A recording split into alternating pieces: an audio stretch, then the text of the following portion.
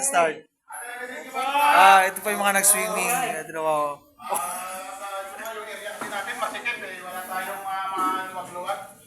Ito na, yung number one nating paalaala ngayong umaga ay gusto kong ipaalam sa inyo na sana ay magawa natin ng paraan. Mamaya, itong araw na ito, may walkthrough. May walkthrough kami dito sa Bion West. At yun yung napagmitingan nung nakaraan. Gusto ng Mega World lahat ng mga pintor, yung kanilang mga galon, mga pintura nakalagay sa box na plywood. Wala naman tayong action sa paggawa ng box. Tinungkahi ko na rin yan at wala namang paraan na gumawa ng box. Kaya mamaya, mag-ikot kami sa walkthrough, titignan yung mga pintura nyo.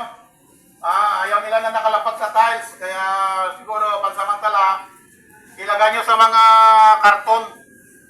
Ipatong nyo sa karton, pansamantala yung mga pintura nyo. Huwag nyo ilalapak sa mga tiles. Kasi yun ang napagmitingan namin na ayaw nilang makita yung mga galon-galon ng mga pintura nyo ay nakalapak sa mga tiles. Kasi yun ay pinaghahandaan natin na darating yung duli. Mag-inspection ulit yung duli. At ayaw nila makakita ng mga pintura na nakalapak sa mga tiles. Ganon din sa mga tile sitter. Ayaw din nila na kung saan kayo naghahalo ng simento, kung naghahalo kayo kung saan. Kung wala na kasi yung mga karton, yung kahon, doon naghahalo. Wala na. At sana makapagpagawa tayo ng mga kahon ng plywood para doon kayo maghalo-halo ng mga pang-tapal-tapal nyo sa mga tiles. Pero mamaya dahil wala pa tayong mga box na plywood ay gawa nyo muna ng paraan. Huwag nyo muna ilalagay sa kung saan-saan. Kasi mag-walkthrough ka niya maya, makikita yan. Siyempre, paalala lang sa ating lahat na sana ay hindi tayo mapapagalitan kung ano yung makikita. At kung halimbawa man, ay sitayin tayo, palo na lang. Tapos yung mga pipi natin, tuloy-tuloy yan, araw-araw yan na tinitignan nila yung mga pipi natin. Ayaw nila na makakita na may chinilas. Ayaw nila makakita sa taas na may mga chinilas. Ayaw nila makita ng mga ibang uniforme. Ayaw nila makakita ng walang helmet. Ayaw nila makakita ng grinder na walang guard. Ayaw nila makita na yung mga extension sa hallway ay paikot-ikot doon. Kailangan nasa ayaw sa gilid. Ayaw nilang makita na may mga nakasampay na damit sa bintana. Ayaw nilang makita na may mga nakalagay sa loob ng kabinet na mga gamit. At ayaw nilang makita na madumi o makalat yung mga pinagtatrabawan natin. Kaya, pinapasabi ko sa inyo, pinapaalala ko sa inyo na mamaya may walkthrough at para makaiwas tayo na mapagalitan tayo o makita o ano man.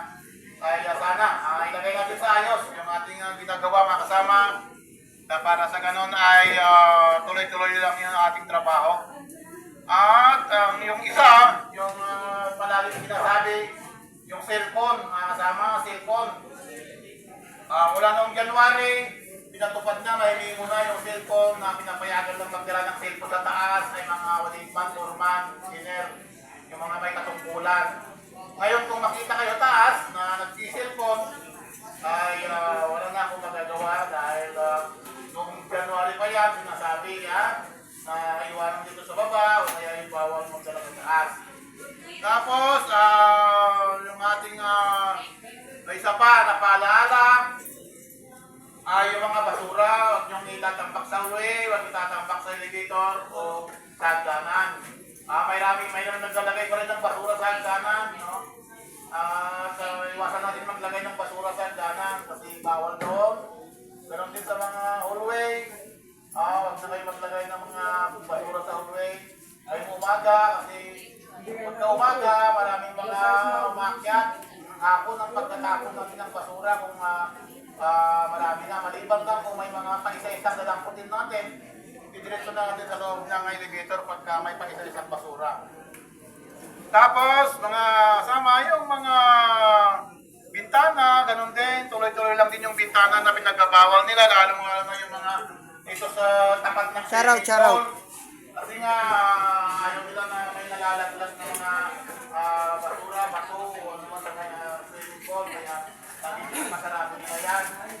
Kaya sana, maiwasan natin yun, yung pagbukas-bukas ng pintuan ng balcony at mga bintana. At yun lang ang aking paalala, lalong-lalo yung number 1 na binanggit ko kanina. Yung mga gumagamit ng pintura, gumagamit ng mga paghalo ay huwag nyo ikalat yung mga pintura nyo. Laging may nakapatong na karton o kaya yung sapin. At yan ang isa nilang titignan na maya, yung mga pintura na nagkalat o nakapatong sa tiles.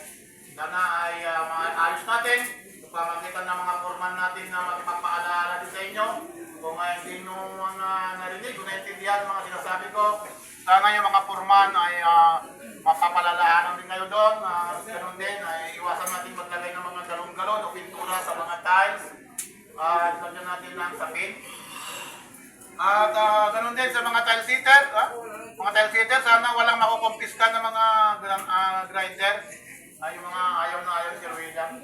Okay, sa inyong lahat na nandito ay salamat sa inyong pagdalo. Panalangin natin palagi sa ating Panginoong Diyos ang ating kaligtasan. Na sana ay gabayan tayo palagi ng ating Panginoong Diyos sa ating pagtatrabaho. Dahil ang Panginoong Diyos ang ating sandakan sa lahat ng oras.